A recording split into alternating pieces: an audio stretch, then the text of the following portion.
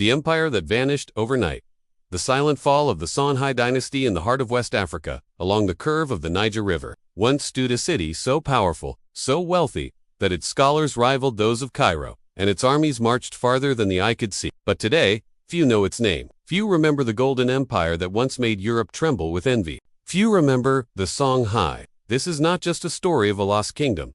It's a story of betrayal, of silence, of how a civilization can be erased, not by time, but by design. And it all began with a man named Askia. He was not born of royal blood. He seized power from within, overthrowing the former king and declaring himself ruler by merit, not by inheritance. Askia Muhammad, the emperor of the Songhai Empire, rose not just as a warrior, but as a reformer. But what he did next was even more revolutionary. He built an empire where scholarship, justice, and administration stood above brute force. In the city of Timbuktu, he gathered scholars and jurists. He commissioned books, fostered libraries, and made it one of the greatest intellectual centers the world had ever seen. Mathematics, astronomy, medicine, all flourished under the African sun, far from the towers of Europe. Gold flowed through Songhai's markets like water. And justice, under Askia's rule, was not reserved for the elite. It was said that a woman could walk the streets of Gao at midnight, covered in gold, and remain untouched. The Portuguese and the Spanish had found their way to the coast. Trade routes shifted,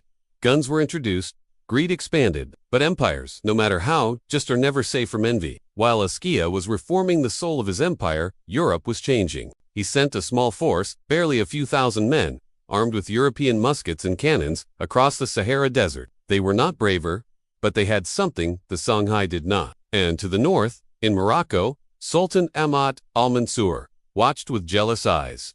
He saw the gold, but swords and spears could not hold back bullets and blasts.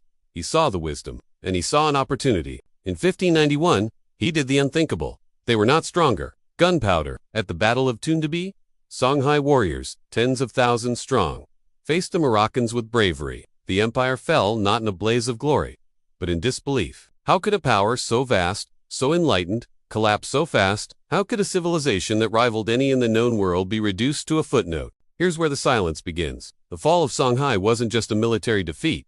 It was a historical erasure. Colonial historians later dismissed Africa as a continent without history, without civilization, without writing.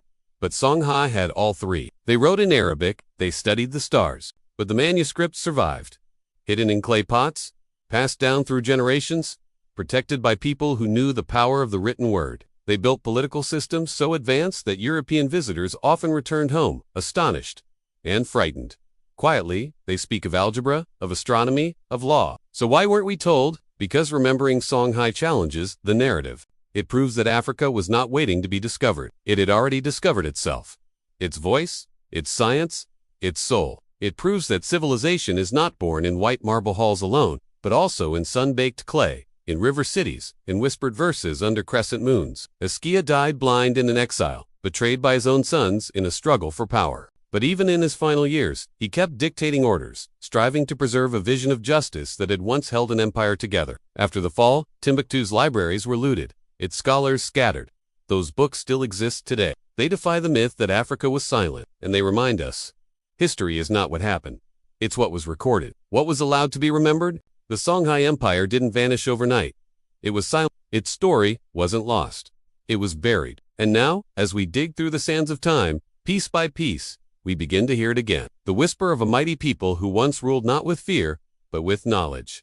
And now I ask you, would the world be different if this truth came out earlier?